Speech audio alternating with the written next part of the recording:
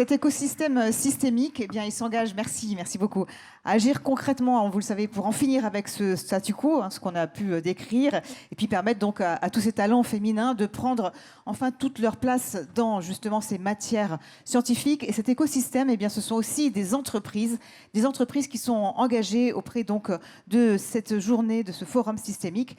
Et je vais appeler certains de leurs représentants. J'ai le plaisir d'appeler sur cette scène donc Bruno Dassola, groupe HR directeur d'Inetom. Également parmi nous Valérie Ferré, vice-présidente de Dassault Systèmes. Elisabeth Richard sera également parmi nous, directrice des relations avec la société civile d'Engie. Emeline Carême, Head of Contributed Contracts and Open Insurance chez AXA. Doris Birkhofer, présidente de Siemens France, est également avec nous. Merci de vous installer. Également parmi nous, Aliette Mounier-Lompre, directrice générale d'Orange Business. Et pour la Poste, eh bien, on regrette Nathalie Collin, directrice générale de la branche Grand Public et Numérique Group, mais elle est remplacée avantageusement par Guillaume Le Boucher, un entrepreneur qui a vendu sa boîte à la Poste, il va nous le raconter, qui s'occupe de data et d'IA au sein de la Poste. Voilà, merci de tous vous installer et merci de les applaudir.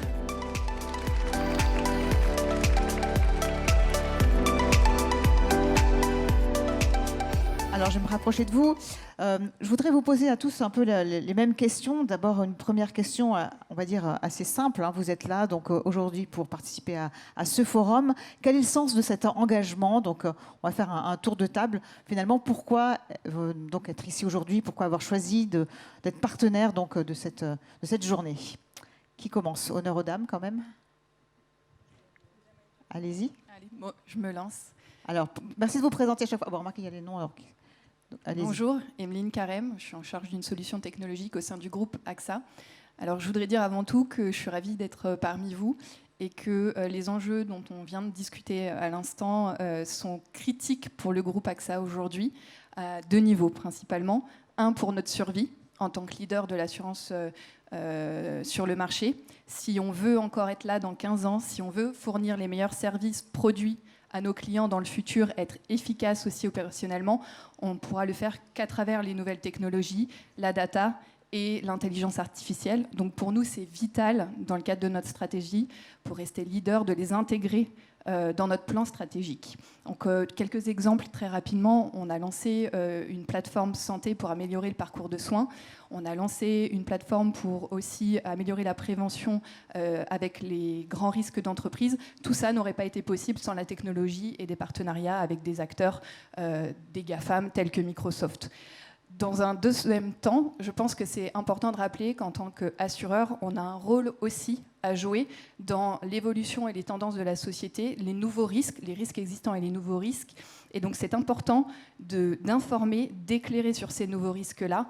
Et je pense que les places des femmes et la représentation des femmes, au-delà de toute la transition écologique et numérique dont on parle, est critique. Merci. Alors on poursuit ce tour de table. Qui veut continuer ? Bonjour, Elisabeth Richard, Engie. Alors moi, je suis là parce que on a décidé d'être là parce qu'on est derrière Aude de Thuin. Je pense qu'on peut l'applaudir. Oui, on peut l'applaudir. C'est elle qui est à l'origine de cette journée. Donc, un grand bravo à Aude de Thuin. En fait, Aude de Thuin, depuis plus de 20 ans, met toujours le doigt là où ça fait mal. Elle est précurseur, elle a toujours une vision très forte, très affirmée, qui se réalise malheureusement souvent. Donc, elle avait créé le Women's Forum et... Pour les femmes leaders, ça y est, on commence à y arriver. 3 femmes au CAC 40, c'est pas gagné. Au SBF 120, on en a un peu plus, mais on y arrive. Et puis, elle a vu que l'Afrique était un continent clé pour les femmes et que les femmes faisaient beaucoup, donc elle a créé Women in Africa.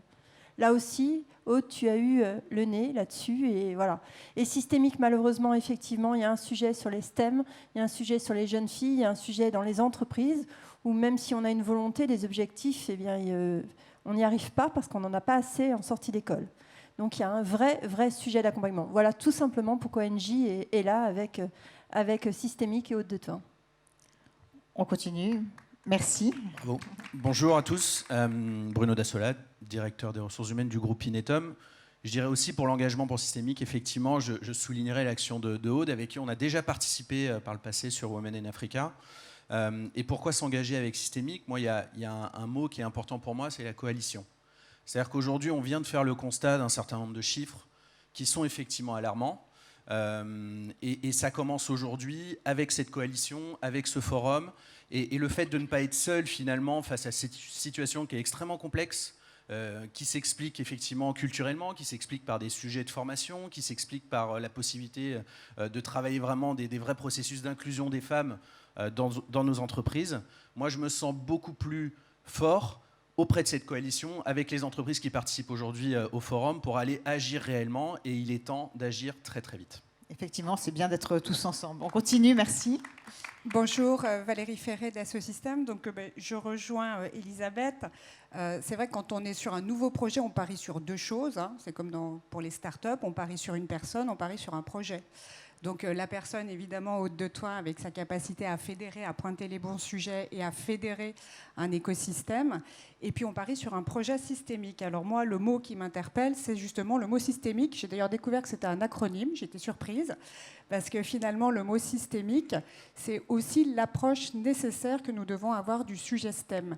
Pour moi, systémique, ça veut dire tous les acteurs. Ça veut dire commencer, ça a été mis en lumière par l'école primaire, l'école maternelle, les études secondaires, supérieures, les entreprises. Cette approche système, c'est le système dans la continuité.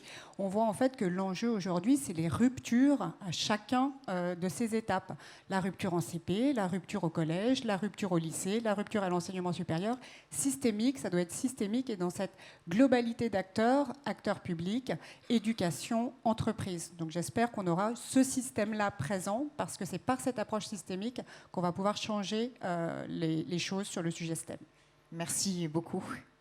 Bon, quand Aude nous a contactés il y a quelques mois, nous avons aussi spontanément dit oui, parce que ce projet nous a absolument fascinés. Et donc, avec la Fondation Siemens, nous avons décidé de soutenir cette initiative.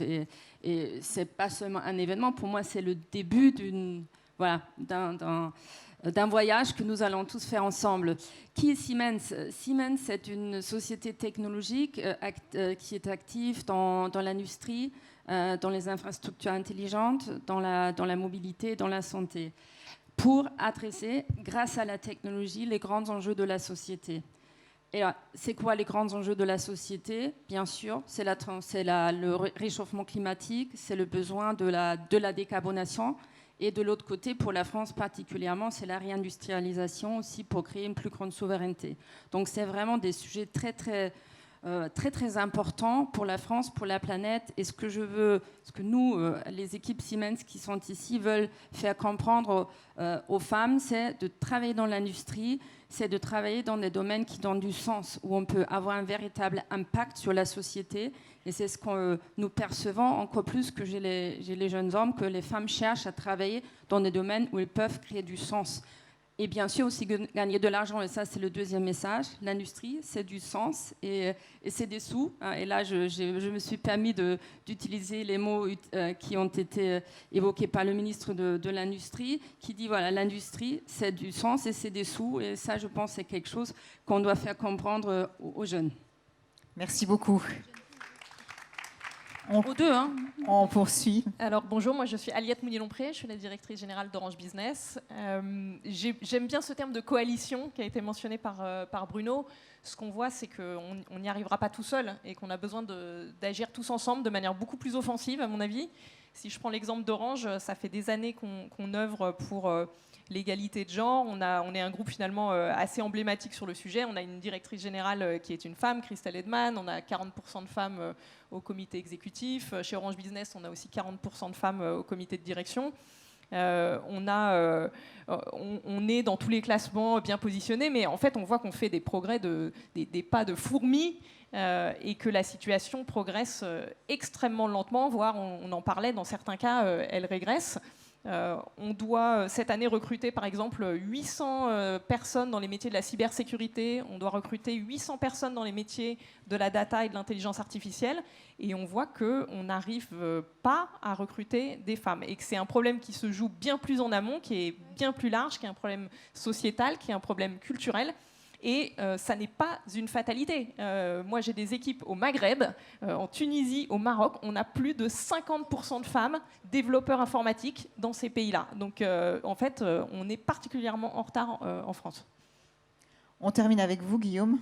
Guillaume Le Boucher, donc La Poste Group. Effectivement, ravi et merci à Haute de Thuin d'avoir organisé cette magnifique mouvement et manifestation. Moi, je suis heureux de parler avec vous et au nom de Nathalie Collin de l'école de la data et de l'IA qu'on a lancée l'année dernière. On avait fait le lancement à Vivatech et on s'était dit que la seule obligation, c'était d'avoir la parité pour former au métier de la data et de l'IA. J'étais complètement en accord sur le constat de Karine Berger et de Cédric Villani. Moi, on m'avait dit l'année dernière, tu veux la parité, tu n'y arriveras pas. J'étais dans un petit déjeuner d'un journaliste économique, d'un journal économique, on dit, franchement, tu vas encore partir dans un truc, voilà. Et au final, on est arrivé à 65% de femmes. Bravo. D'ailleurs, certaines de nos alternantes, donc c'est une école en alternance, on a la chance d'avoir un stand aujourd'hui à Systémique, donc si vous voulez aller les rencontrer, elles sont là au stand toute la journée, donc n'hésitez pas à aller les voir. C'est des jeunes filles qui veulent vraiment se tourner dans les métiers de la data et de l'IA, qui sont passionnées de mathématiques, de tech. Alors, on leur a proposé un joli cocktail pendant une année pour les former à ces métiers-là. En tout cas, c'est l'ambition qu'on a à la Poste, se dire que déjà on est un groupe qui organisons la parité depuis 3 ans, on en est très fiers et ça va continuer. Et notamment dans la tech, on veut vraiment lever ce biais. On ne comprend pas pourquoi il y a un biais dans les métiers dans le métier de la science, notamment des maths, dans les métiers de l'informatique. Et notre ambition à la Poste, et quand on a créé cette école avec Nathalie Collin et Pierre-Étienne Bardin, le Chief Data Officer de la Poste, c'est de se dire que voilà, on a une ambition long terme. Aujourd'hui, on a démarré par 50 apprentis, donc majorité de femmes. L'année prochaine, on va passer à 70. Dans 2 ans, on sera à 250. Et cette ambition, c'est de se dire que ce qui compte, c'est d'abord d'avoir la volonté. La volonté, c'est, moi je le dis aussi, et encore une fois, je suis très heureux du constat qui a été fait aujourd'hui. Dans l'informatique aujourd'hui, on peut faire des beaux métiers. C'est formidable de coder autour de ChatGPT, c'est formidable de coder autour de cette IA générative. Bien entendu, c'est un métier qui est fait pour les femmes, il faut le dire. Il faut changer les biais sur ce que c'est que la vision de l'ingénieur informaticien. Aujourd'hui, il est complètement ouvert à l'homme et à la femme, et je crois qu'il faut le présenter positivement. Merci beaucoup, merci Guillaume. On va poursuivre donc un deuxième tour de table, peut-être pour, alors certains d'entre vous l'ont déjà dit, l'intérêt justement dans vos entreprises de s'attaquer à ce problème. Comment est-ce que vous faites, quelles actions vous menez pour favoriser aujourd'hui davantage de mixité, davantage de parité, et peut-être les difficultés que vous pouvez y rencontrer ou les succès. Allez, je me lance. Donc, dans la continuité, effectivement, de cette approche systémique, chez Dassault Systèmes, donc notre objectif, c'est 30% de femmes à l'horizon 2025. Donc, nous, on est une entreprise éditeur de logiciels, donc informatique. On n'aime pas trop ce terme parce qu'on se positionne surtout comme une entreprise scientifique. Donc, 30%, c'est l'objectif. Et aujourd'hui ? Et aujourd'hui, on est à 24%, 25%. Voilà. Au niveau de nos métiers R&D, on est bien inférieur, on est à 15%. D'accord. Donc effectivement, on voit bien le gap de la position des femmes dans nos métiers les plus techniques. Nos actions, justement, elles se passent à chacun de ces niveaux. Donc les actions, elles commencent le plus tôt possible. On a une fondation, notre directrice de la fondation est présente aujourd'hui, qui fait des actions donc vis-à-vis des collèges, des écoles primaires. Donc on a décidé d'avoir une fondation avec un positionnement dédié sur l'éducation, et sur l'éducation, notamment avec des projets sur l'éducation des jeunes filles. On a aujourd'hui également, ça c'est mon programme, on gère donc un programme avec 40 000 écoles dans le monde, 8 millions d'étudiants qui utilisent nos solutions pour se former à des nouveaux processus qu'ils vont pouvoir mettre en œuvre dans l'industrie. Là, l'enjeu, c'est de faire des programmes d'éducation qui embarquent les filles. Aujourd'hui, les 2 compétitions étudiantes principales, il y en a une qui se lance en France actuellement, qui est la référence aux États-Unis, c'est First Robotics. Les compétitions principales dans l'ingénierie, c'est Formula Student. Il faut se reposer la question de comment on engage les jeunes filles sur les métiers techniques et scientifiques en donnant des sujets qui leur parlent. Et des sujets notamment autour du développement durable. Plus que jamais, on sait qu'on a besoin de sciences et de techniques pour transformer le monde. Il faut que les projets qu'on mène dans les écoles représentent ce besoin de transformation et puissent faire adhérer du coup sur ces enjeux. Également du coup dans l'entreprise, des systèmes de mentorat, des programmes de leadership. Donc l'enjeu, c'est vraiment d'être présent à chacune des étapes du développement des jeunes filles, de l'appétence des jeunes filles pour les métiers scientifiques et techniques, parce qu'une fois encore, il y a des ruptures systématiques. C'est ça qu'il faut prévenir. C'est vraiment se dire l'approche systémique, c'est l'approche sur l'ensemble du spectre et de la durée. Et enfin, avec une approche scientifique. Parce que c'est vrai que la situation s'empire. La situation s'empire. Je pense qu'il faut qu'on soit humble et honnête face à ce constat. Et donc, il faut avoir une approche scientifique dans tout ce que l'on fait. Pour la petite enfance, je vais mettre en lumière l'un des programmes là, qui est fait par le Collège de France sur Agir pour l'éducation, qui se pose les questions fondamentales des mécanismes d'apprentissage des mathématiques et du français. Bon, ce genre d'initiative scientifique sur le pourquoi, c'est ce qu'il faut encourager. Il faut arrêter d'être dogmatique, il faut être scientifique dans notre approche du pourquoi. Merci pour ces précisions. On poursuit. Peut-être j'enchaîne, c'est un peu la même chose. Donc il faut adresser cet enjeu à tous les niveaux. Chez Siemens, il y a un objectif groupe d'avoir d'ici 2025 30% de femmes dans des fonctions business. Donc ça exclut tout ce qui est fonctions support et autres, où on est déjà à la parité ou même au-delà de ça. Donc 30%, c'est quand même un enjeu énorme. En France, on est à peu près à 10%. Donc, comment y arriver ? Déjà, le problème, c'est que le vivier n'est pas assez grand parce que dans les écoles dans lesquelles nous recrutons, il y a très souvent pas de femmes du tout ou très peu de femmes. Parce que chez nous, il y a bien sûr des métiers diplômés que nous recrutons et on a de très bels exemples ici aussi dans la salle avec Chantal, notre directrice de l'informatique. On a une directrice de cybersécurité qui va parler tout à l'heure, mais on cherche aussi des femmes dans les métiers de la détection incendie, donc des métiers très très techniques, manuels. Et là, il n'y a pas de femmes du tout. Donc l'idée, c'est d'aller dans les écoles et après de lancer une campagne d'apprentissage orientée vers les femmes. Et là, nous nous sommes fixés comme objectif d'avoir la parité dans les alternances et les apprentissages pour agrandir notre vivier en interne. Et après, tout au long de la carrière des femmes, à chaque fois qu'il y a des promotions ou des formations à faire, demander au manager « why not ?» Pourquoi pas cette femme, même si elle n'a pas encore les qualités nécessaires. Comment est-ce que je peux l'accompagner via des formations internes pour se développer aussi vers des métiers techniques, même si aujourd'hui ces femmes ont par exemple des métiers plutôt orientés fonction support. Merci beaucoup. On continue. J'y vais. Moi, il y a 3 sujets dont je voulais vous parler justement par rapport à ce qu'on réalise ou ce qu'on veut réaliser aujourd'hui chez Inetum. On est une entreprise de services numériques. Rien qu'en France, on recrute entre 3000 et 3500 ingénieurs par an. Et aujourd'hui, effectivement, sur le marché du travail, c'est quasi impossible de recruter autant de personnes. Et quand on va faire ces entretiens, effectivement, on a très peu de femmes. On a déjà un manque criant de formation d'ingénieurs, puisqu'on a un manque de 20 000 ingénieurs formés par an, et seulement un quart sont des femmes. Donc on dirait que tout le monde cherche effectivement à intégrer des femmes dans ses effectifs, et c'est extrêmement compliqué. Pourquoi je dis ça ? Parce qu'à mon sens, il y a plusieurs choses à faire. On est en train de développer aujourd'hui très fortement les partenariats qu'on peut avoir avec les écoles. On a tous des partenariats avec des écoles, on est présent, on fait des forums, etc.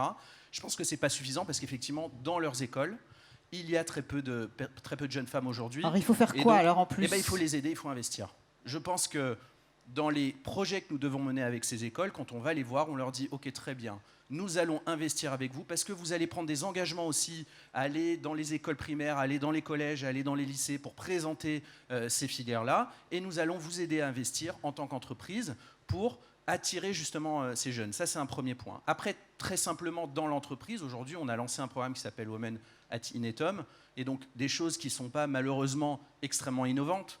Du mentoring, de la formation. On voit que finalement, vous le faites tous. Bien sûr, et en fait, on se met des objectifs qui sont très forts. On a 27% de femmes aujourd'hui dans nos effectifs dans le monde. Il faut qu'on aille vers les 35, 40, 45%. Ça, c'est important. On est en train de mettre des règles très claires sur la promotion, sur le nombre de CV que l'on doit avoir au moment du recrutement, sur les plans de succession qui doivent intégrer beaucoup plus de femmes que ce qu'on a aujourd'hui. Sur l'égalité des salaires aussi ? Sur l'égalité des salaires, bien sûr, puisqu'on a effectivement un gap, alors qui est pas, à mon sens, aujourd'hui, dans ce que je peux rencontrer dans notre entreprise, le sujet fondamental, mais il y a un gap qui est inacceptable et qu'on doit combler. Le troisième point, c'est la question du leadership. Pour moi, aujourd'hui, fait partie du sujet de l'attractivité d'une entreprise pour les femmes, le fait de pouvoir avoir un vrai parcours de carrière et de s'imaginer sur des fonctions de leadership au sein de l'entreprise. Un des objectifs que nous avons, et j'ai un peu honte quand je donne cet objectif, c'est à très court terme d'avoir 25% de notre top management qui soit des femmes. C'est ridiculement bas, et aujourd'hui, je ne dirai pas le chiffre parce qu'il est encore plus bas. Si, dites-le nous alors. Aujourd'hui, on est à 18%. Et donc très rapidement, il faut qu'on augmente. Et quand on voit qu'on est à 27 ou 30% de nos effectifs qui sont des femmes, pourquoi est-ce que nous n'avons pas à minima 30% de femmes dans notre top management ? Et ça, c'est un plafond de verre qu'il faut exploser très rapidement. Et dernier point, On travaille beaucoup effectivement avec les écoles primaires, avec les collèges. Il faut qu'on puisse rentrer beaucoup plus au sein de l'école pour aller présenter nos métiers et casser ces biais, ces stéréotypes sur les métiers de l'informatique et les sciences. Merci. J'aimerais réagir, Isabelle, parce que finalement, vous dites on le fait tous, mais ces mesures qui semblent assez classiques, je pense qu'il faut dire qu'il faut les maintenir et les accélérer. Donc, je suis tout à fait d'accord sur la partie leadership. Chez AXA, on a à cœur aussi d'avoir des parcours de carrière adaptés. On a ce qu'on appelle un groupe leadership network. Et aujourd'hui, on est assez fiers de dire qu'il y a 36% de femmes parmi ce groupe-là. Donc, des femmes qui sont destinées à occuper des postes de direction dans le futur. Donc, c'est pas encore la parité, mais on évolue dans ce sens-là. En termes d'actions très concrètes, on sait que quand on fixe des objectifs aussi dédiés sur cette problématique, donc pour aussi assesser la performance de nos directeurs et directrices, ça avance. Donc ça fait partie des objectifs de cette population-là. Ça semble anodin, mais pour nous, c'est critique. Un deuxième élément, au moment du recrutement, c'est important aussi dans le pipe de recrutement d'avoir des candidats hommes et femmes. Et donc, on essaye d'avoir pour ces positions seniors au moins une femme et un homme. Et si ce n'est pas le cas, si on n'arrive pas à trouver cette femme en interne, on va chercher à l'externe. Donc, ça semble simple, évident, mais je pense que c'est encore quelque chose qu'il faut qu'on pousse. Donc, les programmes de parrainage, on en a parlé aussi. Nous, on a un programme qui s'appelle AXA Evolve, 12 mois d'accompagnement aussi, avec des feedbacks, des évaluations, pour aider les femmes à atteindre des postes seniors.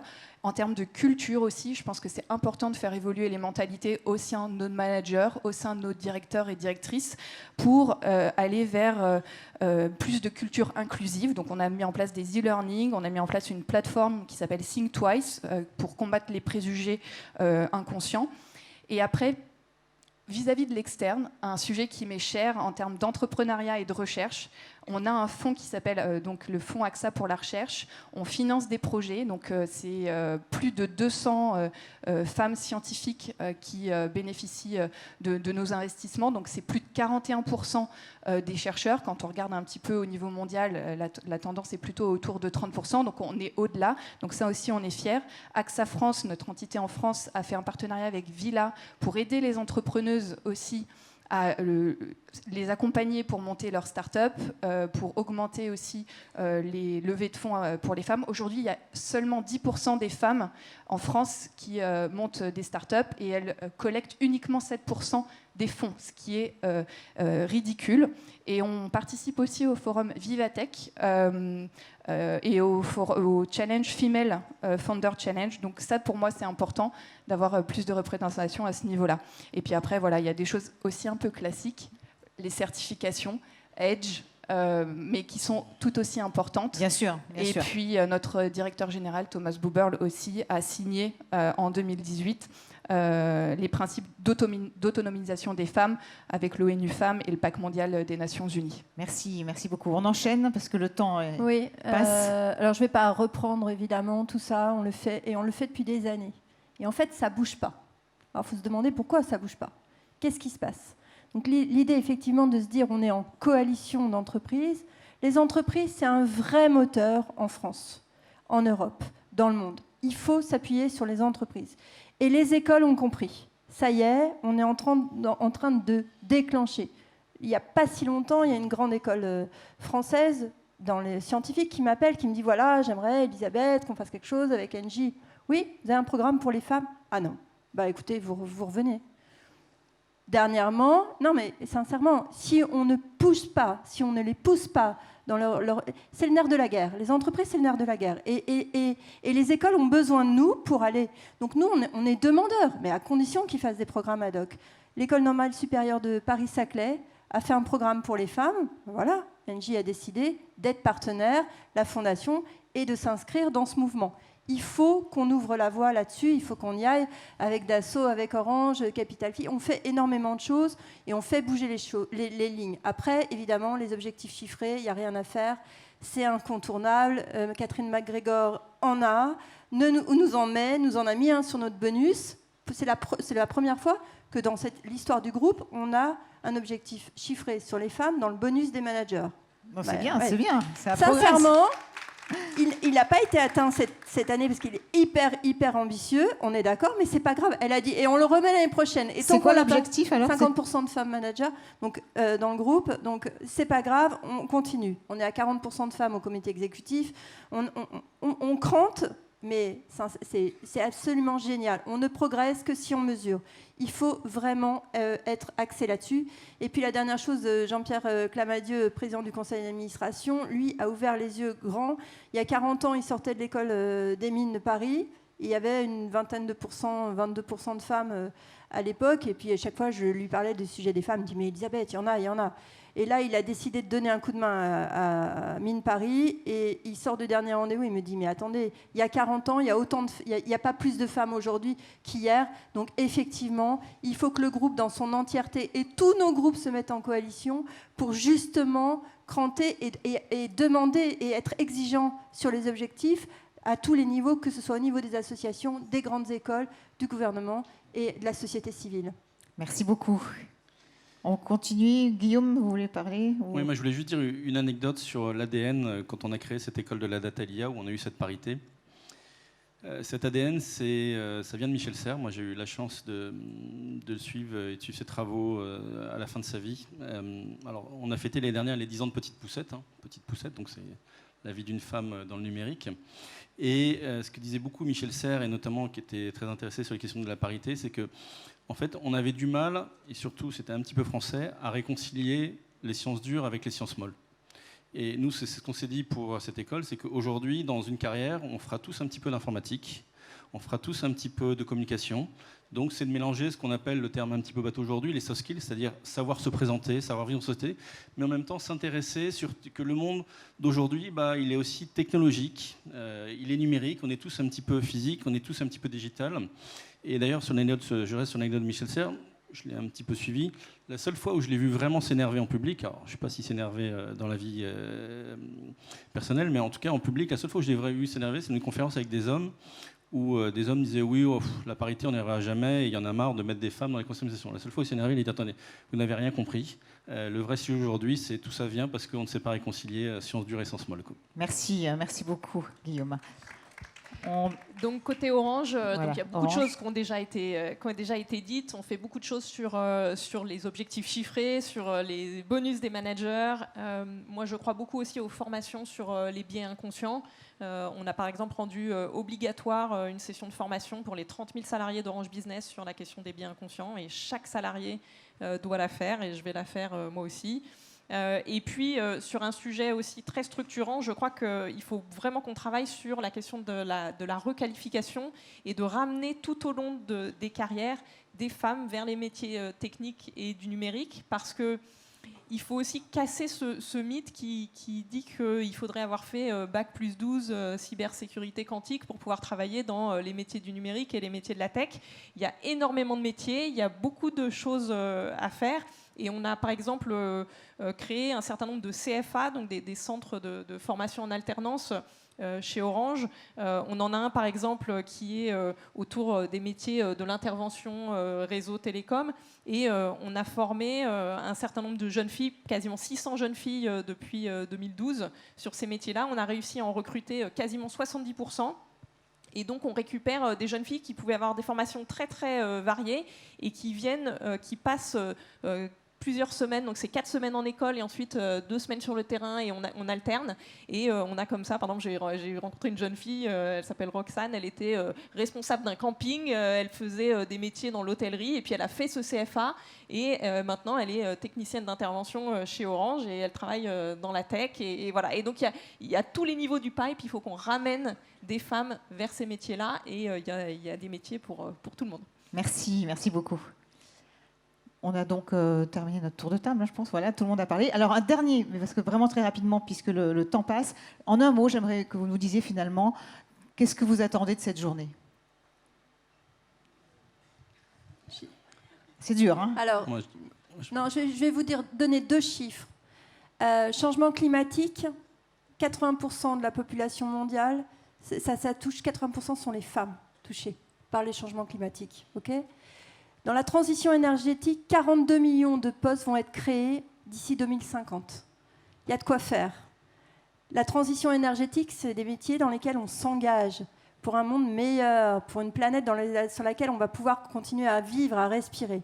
Il y a énormément de choses à faire, donc pour toutes ces jeunes filles qui veulent rentrer dans ces métiers, et pour toutes ces femmes seniors, parce qu'il ne faut pas les oublier. On a un vivier incroyable de femmes seniors ultra compétentes. Il faut aussi les faire monter en compétences au niveau du codage, au niveau des STEM, sur une partie des métiers, en tout cas, technologiques.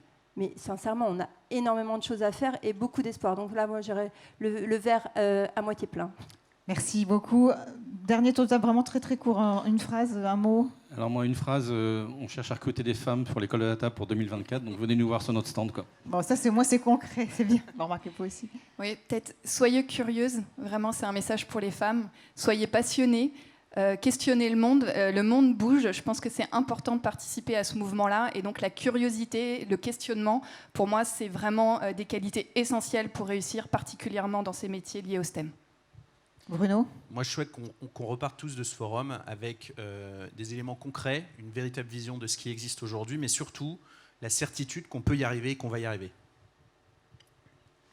Oui. Moi, je voudrais que cette journée fasse du bruit et que ça provoque des prises de conscience, que ça inspire des jeunes filles. Voilà, moi, j'ai une petite fille de 6 ans et je veux qu'elle puisse se dire qu'elle peut faire ce qu'elle veut dans la vie et qu'elle ne se mette pas de contraintes.